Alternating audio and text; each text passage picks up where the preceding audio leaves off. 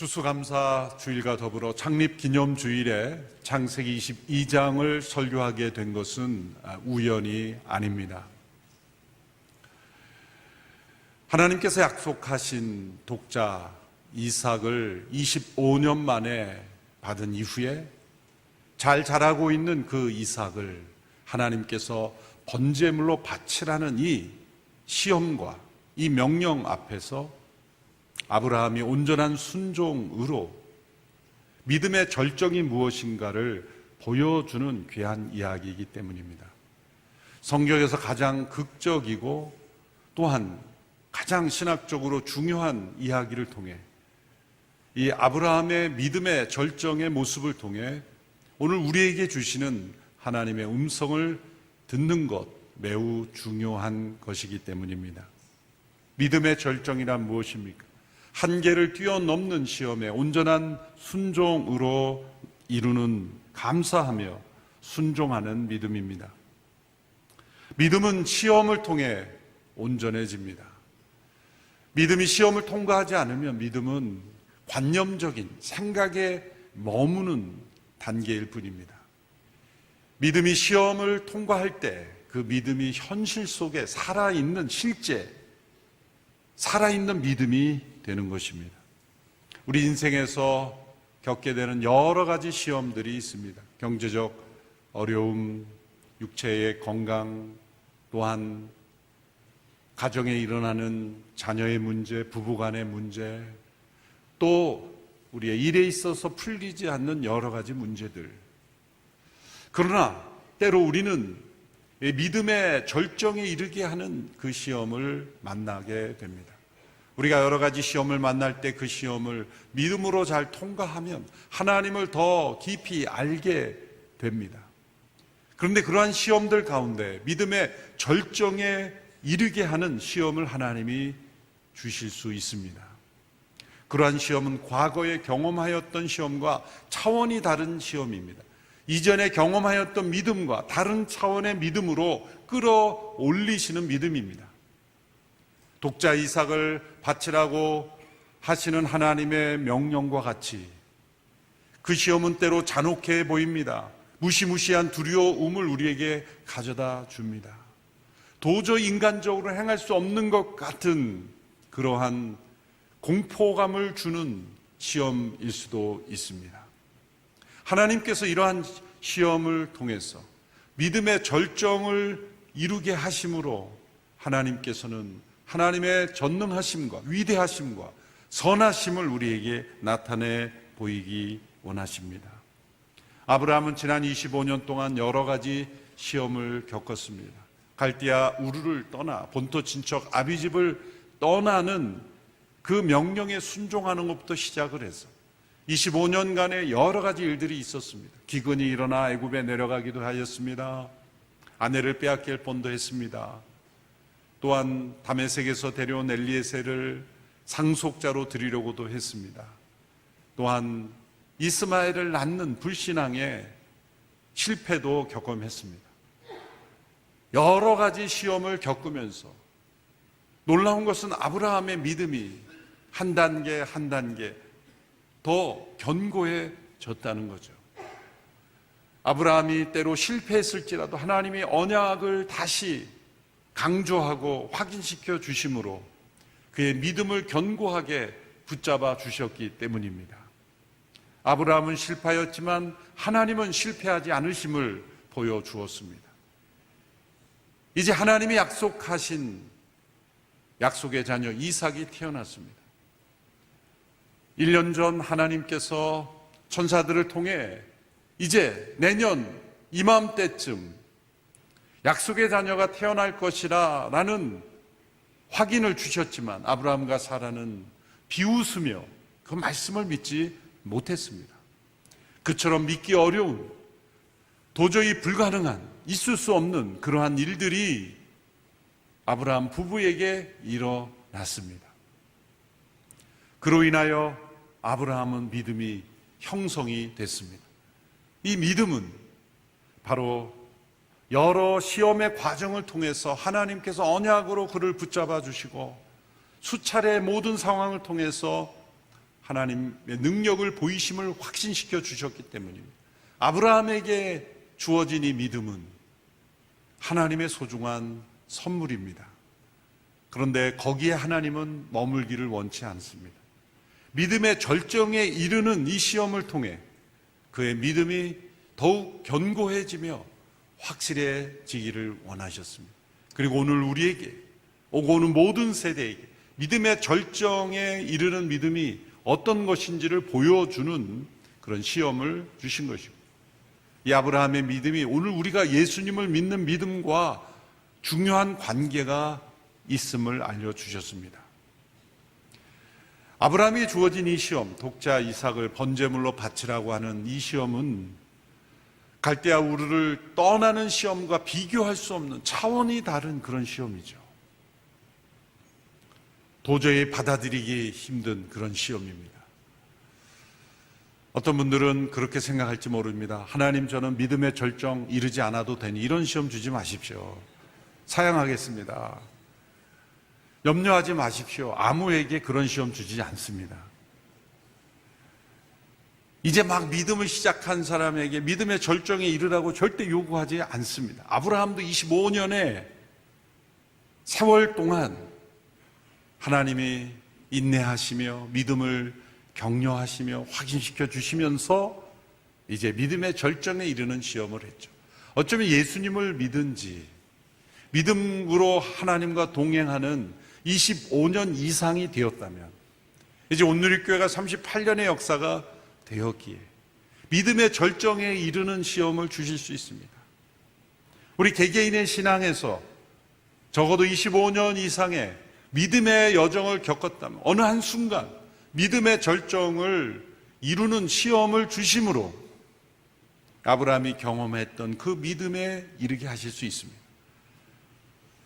그러나 이제 막 산수를 배우기 시작한 학생에게 미적분을 풀라고 다그치는 교사가 없듯이 하나님께서도 우리의 믿음의 단계에 따라서 감당할 시험을 주시는 하나님이시기에 이제 우리가 한 단계 한 단계 믿음의 여정에서 그런 시험을 주시더라도 감당할 수 있는 시험이기에 주시는 것입니다.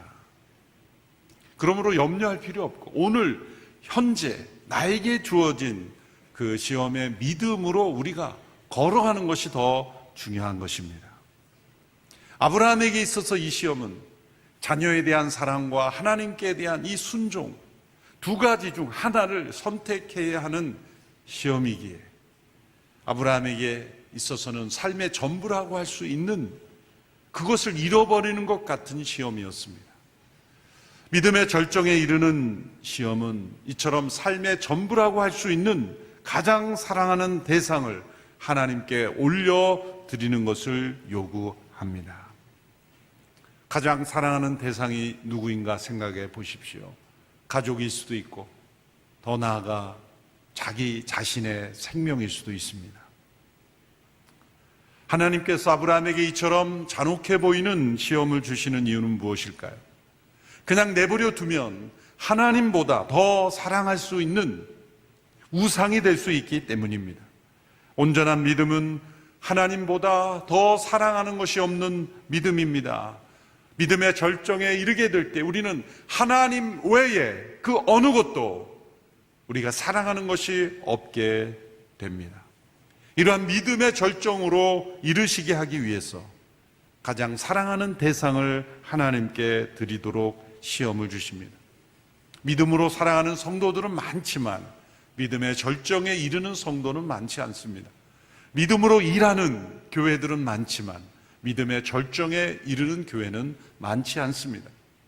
믿음의 절정에 이르는 교회는 하나님보다 더 사랑하는 것이 없는 교회입니다. 이러한 믿음에 이르도록 주시는 시험에 우리 온누리교회가 순종하여 하나님을 기쁘시게 하는 교회 되기를 축원합니다. 약속을 따라 태어난 이삭이 잘 자라고 있는 어느 날 하나님께서 아브라함에게 이삭을 번제물로 바치라는 이런 시험의 명령을 주십니다. 2절의 말씀 우리 같이 읽겠습니다. 시작. 여호와께서 말씀하셨습니다. 내 아들, 내가 사랑하는 내 외아들 이삭을 데리고 모리아 땅으로 가서 내가 내게 지시하는 산에서 그를 번제물로 바치라. 내 아들, 그리고 내가 사랑하는 아들, 내 외아들, 이렇게 반복했죠. 강조한 것입니다. 100세 때 얻은 아들이며 약속을 따라 얻은 아들이며 사랑하는 아브라함에게 삶의 모든 것이라고 할 수 있는 그 아브라함을 번제물로 바치라는 말씀입니다. 당연히 이것은 어려운 문제가 아니라 불가능한 그런 문제이죠. 아브라함이 약속의 자녀 이삭을 하나님의 명령대로 내려놓을 수 없는 이유는 단지 사랑에서만은 아닙니다. 보다 근본적인 이유가 있습니다. 그것은 또 다른 신학적인 이유입니다. 그것은 하나님의 약속이 무너지는 일이기 때문입니다. 하나님께서 창세기 12장부터 21장까지 약속의 자녀를 주신다고 여러 번 반복해서 말씀하고, 아브라함은 종을 통해 양자로 드리겠다, 또 하갈을 통해 이스마엘을 낳는다, 모든 것이 다 아니다, 잘못된 것이다 말씀하시고, 내 몸을 통해 태어날 상속자가 올 것이라고 말씀하시고, 그 상속자가 이삭으로 태어났는데, 이삭을 하나님의 명령대로 번제물로 바치면 하나님의 약속은 어떻게 되는 것입니까? 지금까지 그처럼 주시겠다가는 약속이 문제가 생기는 것 아니겠습니까? 하나님의 약속의 자녀 이삭을 통해 그 민족이 창대하게 되고 땅의 모든 족속의 복의 통로가 되게 하시겠다고 하는데, 이삭이 번제물로 바쳐지면 하나님의 약속은 어떻게 되는 것입니까? 이처럼 지금 아브라함이 받은 이 시험은 사랑하는 대상을 바치는 것뿐만 아니라 하나님의 약속과 하나님의 명령이 서로 충돌이 되는 것입니다. 믿음에 이르는 시험에서는 때로 이렇게 앞서 주시는 하나님의 약속과 현재 주시는 명령이 다르게 나타날 수 있습니다. 나에게 주신 하나님의 약속과 현재 주시는 명령이 서로 맞지 않는 것 같으면 그것은 믿음의 절정에 이르는 시험일 수 있다고 생각하시면 됩니다. 아브라함은 이 문제를 어떻게 해결했을까요? 아브라함은 순종했습니다. 어떻게 순종할 수 있었을까요? 아브라함은 약속을 믿는 것과 약속하신 분을 믿는 것을 구별했던 것입니다. 우리의 믿음은 하나님의 약속을 믿는 것이지만 때로 그 약속과 현재 명령이 어긋날 때는 약속하신 그분을 믿는 것입니다. 약속보다 더 중요한 것은 약속하신 하나님 그분이기 때문입니다. 약속하신 하나님을 믿는다면 현재 주어진 명령이 이해할 수 없고 받아들이기 힘들어도 순종할 수 있는 것입니다. 이런 아브라함의 믿음이 어떻게 나타납니까? 본문에 보면 두 가지 증거가 나타납니다. 첫 번째 증거는 5절에 나타납니다. 이제 아브라함이 이삭과 종들과 함께 하나님께서 지시하신 모리아 산으로 여행을 떠납니다. 하나님이 지시하신 산에 이르러 이제 아브라함은 종들을 기다리도록 하고 이삭과만 산에 오릅니다. 그리고 종들에게 이렇게 말을 남깁니다. 5절의 말씀 우리 함께 읽어보겠습니다. 시작. 그가 하인들에게 말했습니다. 너희는 나귀를 데리고 여기에 있으라. 나와 아이는 저기 가서 경배한 다음 너희에게 함께 돌아오겠다. 너희에게 함께 돌아오겠다. 함께 돌아오겠다. 이삭과 함께 돌아오겠다는 겁니다. 아브라함은 하나님의 약속과 하나님의 명령이 서로 충돌되지 않는 길이 있을 것이라는 걸 믿었던 것입니다. 그렇다고 해서 아브라함이 이제 내가 틀림없이 번제물로 이삭을 바치려 할 때 하나님이 그만해라 중지실 것을 알았다고 생각했을까요? 그것은 아닙니다. 우리는 그 이야기의 결말을 알지만 아브라함은 모르는 시점입니다. 아브라함이 하나님께서 중지시킬 것을 알아서가 아니라 분명히 이것은 뭔가 딜레마와 같은 상황이지만 하나님께서 불가능한 상황에서 이 자녀를 주셨기에 무에서 유를 창조하시고 불가능에서 가능케 하신 그 하나님께서 이 모든 상황이 딜레마와 같지만 하나님께는 길이 있을 것이다. 그 하나님을 믿었기에 함께 돌아오겠다라고 말할 수 있었던 겁니다. 아브라함은 하나님께 저희와 같은 늙은 부부에게서 어찌 자녀가 생길 수 있는가, 그런 합리적이고 과학적인 질문을 던졌던 사람입니다. 그러나 그런 불가능한 일이 자신에게 하나님의 전능하신 능력으로 일어났기에 이제 자기가 주어진, 자기 앞에 놓여있는 이 시험 또한 불가능한 시험이지만 하나님은 가능케 하시는 하나님임을 믿었다는 거죠. 두 번째 믿음의 증거는 이삭의 질문에 대한 아브라함의 대답에서 나타납니다. 7절 8절의 말씀이죠. 7절 8절 같이 읽습니다. 시작. 이삭이 자기 아버지 아브라함에게 말을 걸었습니다. 아버지. 아브라함이 대답했습니다. 왜 그러느냐 내 아들아. 이삭이 말했습니다. 불과 나무는 여기 있는데 번제로 드릴 양은 어디 있나요? 아브라함이 대답했습니다. 내 아들아, 하나님께서 친히 준비하실 것이다. 두 사람은 함께 계속 길을 갔습니다. 이 순간은 아브라함에게 있어서는 감정이 요동칠 수 있는 순간입니다. 이 장면을 필름으로 만든다면, 이 사건 전체를 이제 필름으로 제작을 한다면 클로즈업 될 수 있는 그런 순간이죠. 아브라함의 그 숨겨두었던 고통, 불안, 두려움, 그것이 폭발할 수 있는 그런 순간이죠. 왜냐하면 이삭과 함께 걸어가는데 불과 나무는 있는데 번제할 어린 양은 어디 있습니까? 라고 이삭이 아버지께 질문할 때 이삭이 이렇게 대답했을까요? 미안하지만 너야. 그렇게 대답했을까요? 그 질문을 받는 순간 이 아브라함의 숨겨뒀던, 누구에게도 말하지 않았던 아브라함의 갈등, 연민, 두려움이 아마 폭발하여 눈물이 막 솟구치는 그런 장면을 연출할 수 있는 장면이죠. 근데 아브라함이 뭐라고 이삭에게 대답했습니까? 번제할 어린 양은 하나님이 자기를 위하여 친히 준비하시리라. 하나님이 친히 준비하시리라. 놀라운 고백입니다. 하나님께서 준비하실 것이다. 이것은 너야 라는 대답도 아니고 너도 아니야 라는 대답도 아니죠. 하나님이 친히 준비하실 것이다. 얼마나 지혜로운 대답입니까? 하나님은 이 믿음의 고백을 통해 여호와 이레의 하나님이심을 우리에게 나타내 주셨습니다. 그 사건이 일어난 장소를 아브라함은 여호와 이레라고 불렀습니다. 이레라는 것은 히브리어로 이르하라는 것은 보고 있다라는 뜻입니다. 보고 있기에 하나님이 준비하신다, 그렇게 해석이 되는 거죠. 하나님은 어떠한 상황이 있는지 지켜보고 계십니다. 보고 가만히 계시는 분이 아니라 일하고 계십니다. 하나님은 준비하고 계십니다. 우리에게 감당할 수 없는 시험을 주셨다면 그 시험을 주신 하나님께서 일하고 계시며 하나님은 준비하고 계신 하나님이심을 아브라함은 믿었다는 거예요. 이 믿음의 절정에 이르는 그러한 믿음은 하나님께서 어떻게 행하실 것인가를 예측할 수 있는 믿음이라는 걸 보여줍니다. 아브라함은 이 명령을 받은 이후에 생각했을 거예요.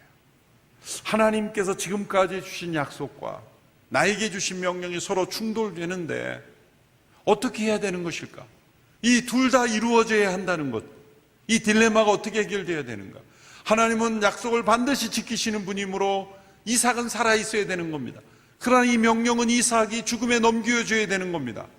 어떻게 이 문제를 해결할 것인가? 하나님께서 친히 준비하시란 이 믿음과 또 종들에게 함께 돌아오겠다는 이 믿음 이면에 아브라함에게 어떠한 믿음의 절정이 있었기에 이런 고백들을 할 수 있었는가? 히브리서 11장에서 그 열쇠를 해석해 주고 있습니다. 히브리서 11장 17절에서 19절의 말씀입니다. 우리 함께 읽어보겠습니다. 시작. 믿음으로 아브라함은 시험을 받을 때 이삭을 바쳤습니다. 그는 약속들을 받은 사람이면서도 자기 외아들을 기꺼이 바치려 했습니다.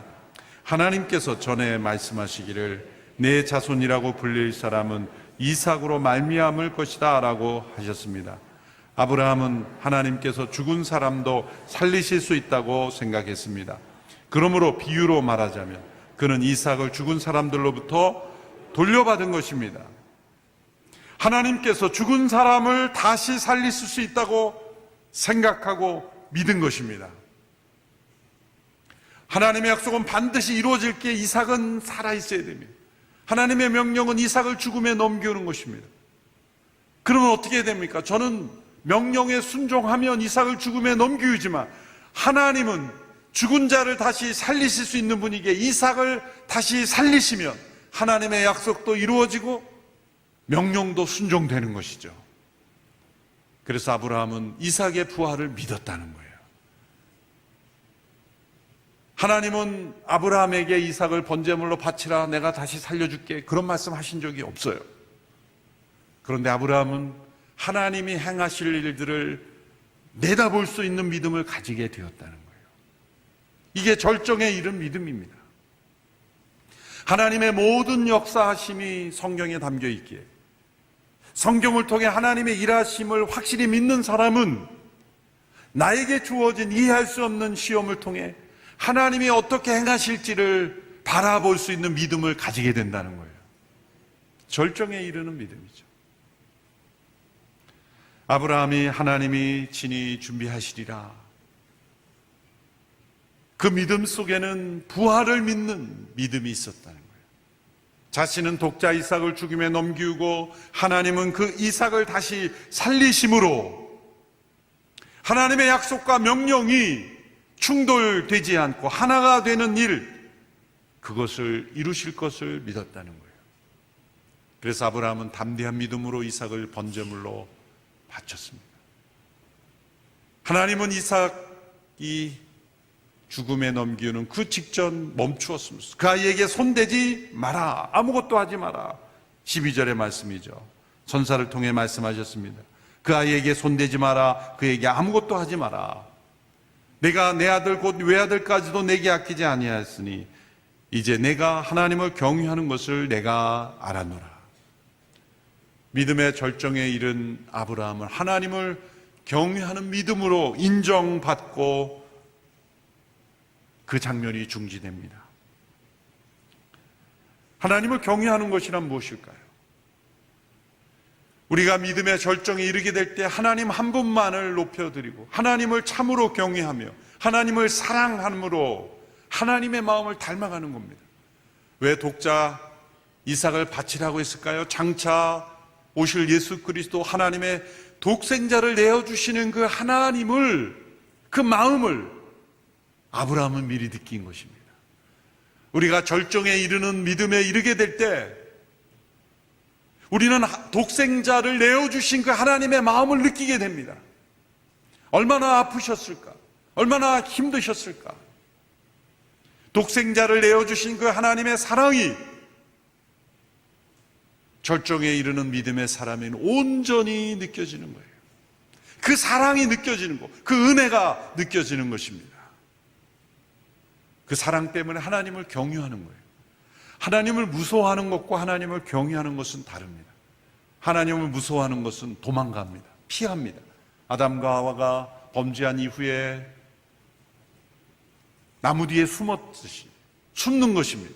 그럼 하나님을 경외하는 건 가까이 합니다. 사랑하기에 가까이 합니다. 하나님을 경외하기에, 하나님의 마음을 알기에 하나님을 가까이 하고 하나님을 닮는 것입니다. 아브라함에게 그러한 믿음에 이르게 하시는 시험을 주신 것입니다. 이 사건은 여기서 끝나지 않습니다.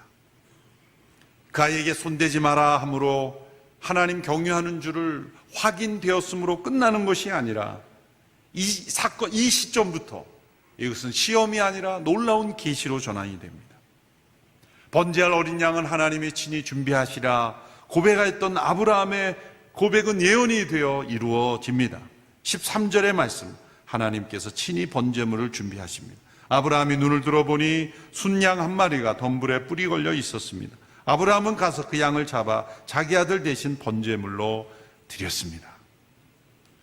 이삭 대신 번제물로 하나님께서 명하신 번제가 이루어진 것입니다. 하나님이 준비하신 어린 양으로 이삭을 번제물로 바치라 하신 그 명령 또한 이루어진 것입니다. 하나님의 약속도 이루어지며 하나님의 명령도 이루어지며 이삭은 죽은 자 가운데서 다시 살아난 자가 되었으며 하나님이 원하시는 번제도 드려진 것입니다. 어느 하나 손상된 것이 없이 완전히 다 이루어진 것이죠. 하나님이 행하신 일 이렇게 완전한 것입니다. 하나님이 주신 시험은 누군가 손해보는 시험이 아닙니다. 하나님이 나의 것을 빼앗는 것 같고 또 나를 손해보는 것 같게 하시고 그렇게 나를 무너뜨리는 것 같지만 하나님은 결코 무너뜨리는 분이 아니시라 세우시는 분이십니다. 하나님의 약속과 명령, 이 모든 것이 다 이루어졌죠. 이삭은 하나님이 준비하신 어린 양이 대신하여 죽음으로 하나님 보시기에는 이삭도 죽은 겁니다. 이삭을 대신하여 죽은 어린 양이 나타내는 것은 무엇입니까? 장차 하나님의 어린 양으로 세상에 오셔서 독생자 예수 그리스도가 육신이 되심으로 하나님의 어린 양이 되어서 우리를 대신한 하나님이 준비한 어린 양이 되셔서 우리를 대신하여 우리가 마땅히 드려져야 될 번제물이 되어야 될 그 제단에 하나님의 어린 양 예수 그리스도께서 오르신 것입니다. 우리가 약속의 자녀가 된 것, 그것은 하나님의 어린 양이 우리를 대신하여 죽으셨기 때문입니다. 구원은 이 교체의 사건입니다. 우리가 죽어야 될 죽음의 제단에서 하나님의 어린 양이 대신 죽은 사건입니다. 우리에게 요구되는 믿음은 무엇입니까?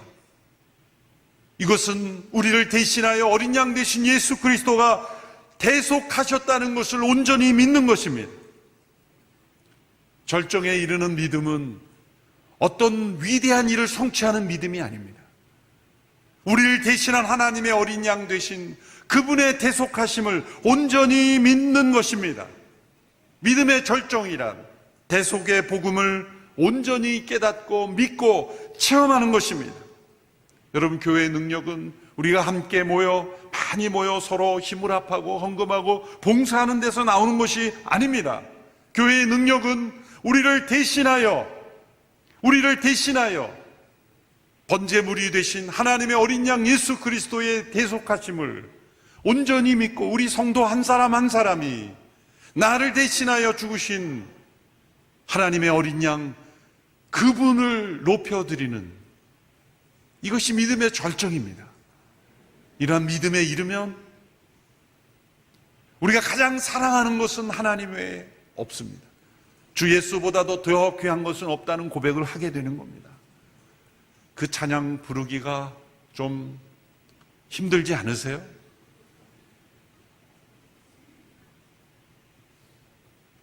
어떤 성도님이 과거에 우리 교회가 봉헌성을 주님 제가 여기 있사오니 나를 받으소서 가진 것 모두 다 주께 드리오니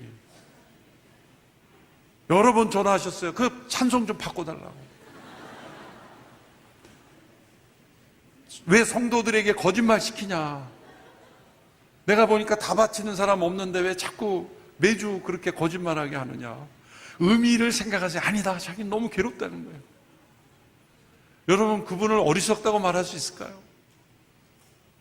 저는 그분에게 한편으로 왜 이렇게 좀 고지식하게 생각하실까? 그렇게 생각했다가 그 순수함에 제가 너무 큰 은혜를 받았어요. 찬송을 그냥 예사롭게 부르지 않는 거예요. 가진 것 모두 다 그게 걸리는 거예요. 나 가진 건 안 드렸는데. 하나님의 소유권을 인정하시는 겁니다. 그렇게 설명 아니라는 거예요. 결국 제가 졌어요. 바꿨어요. 주 예수보다도 귀한 것은 없네 부를 때 마음에 걸려야 되는 거예요. 그렇다 찬송을 부르지 말라는 게 아니에요. 마음에 걸려야 돼요. 절정에 이르는 믿음은 그 찬송을 힘있게 부를 수 있는 거예요. 위선 때문에 힘있게 부르는 게 아니라 마음에 거리낌이 없이 그런 찬송을 부를 수 있을 때, 그게 절정에 이르는 믿음입니다. 그런 믿음이 어떻게 가능할까요? 나의 옛사람은 이미 십자가에서 예수님과 함께 죽었어요. 그리고 그 예수님과 함께 나는 새 생명으로 살고 있어요. 가장 사랑하는 대상은 누구입니까? 사실은 자기 자신 아닐까요? 우리의 옛 생명을 가장 소중히 여깁니다. 그러나 주 예수보다도 더 귀한 것은 없다고 합니다. 나의 생명도 포함되는 거예요. 하나님을 위하여 하나님이 요구하시면 나의 생명까지도 조금도 아낌없이 드릴 수 있습니다 라고 고백할 수 있다면 믿음의 절정에 이른 것입니다. 그럼 내 생명은 어떻게 되는 겁니까? 하나님은 절대 빼앗으시는 분이 아닙니다. 이삭을 바치라고 했는데 이삭이 죽었습니까? 하나님이 교체하시는 제물로, 하나님이 준비하시는 제물로 이삭은 죽은 자 가운데서 다시 살게 하셨습니다. 우리의 생명을 잃고자 하면 다시 찾을 것이요, 영원한 생명이 우리에게 주어져 있게, 이 땅에서의 우리의 삶이 하나님께 드려질 때 하나님은 영원한 생명으로 교체해 주시는 거예요. 옛 생명을 새 생명으로 교체해 주시는 거예요. 하나님은 너의 옛 자를 나에게 달라, 내가 새 자를 주겠다 그랬는데 하나님 옛 자가 더 낫습니다. 아마 자동차 회사에서 여러분 헌차 새 차로 다 바꿔준다 그러면 다 달려갈 거예요. 그런데 우리의 자아를 창조하신, 생명을 창조하신 하나님께서 너희의 옛 생명, 죄 가운데 옛 생명 나에게 달라, 십자가로 보내라 그래도 하나님께서 고쳐주시겠다고 해도 괜찮습니다. 이대로 살다 죽겠습니다. 끌어안고 있는 거예요. 독자 이삭을 바치라, 그것은 우리에게 가장 소중하게 생각하는 우리의 옛 생명도 죄로 말미암아 옛 자아는 심판받아야 하기 때문에 심판받아야 되는 너의 옛 생명은 그리스도와 함께 십자가로 넘기우라 초청하시는 거예요. 그걸 온전한 믿음으로 내어드릴 때 우리는 부활의 생명으로 살게 되는 것이죠. 하나님은 결코 우리의 것을 빼앗으시는 분이 아니에요. 하나님은 언제나 주시는 분이십니다. 하나님은 가져가는 분이 아니라 축복하고 베풀어 주시는 하나님. 그러면 하나님의 모든 시험의 명령은 하나님은 복 주시는 하나님인 줄 믿으십시오. 믿음의 절정에 이르는 성도들이 되기를 축원합니다. 대속의 복음을 온전히 믿고 깨닫고 체험하기를 사모하십시오. 구속하신 주님의 은혜를 날마다 찬양하며 우리의 모든 것을 다해 하나님께 영광 올리는 믿음의 성도들이 다 되기를 주님의 이름으로 축원합니다. 기도하겠습니다. 살아계신 하나님, 아브라함을 믿음의 절정에 이르시게 한 것처럼 우리도 또한 그러한 시험으로 인도하셔서 하나님이 기뻐하시는 믿음의 절정에 이르게 하실 줄 믿습니다. 이러한 시험에 잘 통과하여서 하나님이 기뻐하시는 삶이 되게 하옵소서. 예수님의 이름으로 기도하옵나이다. 아멘.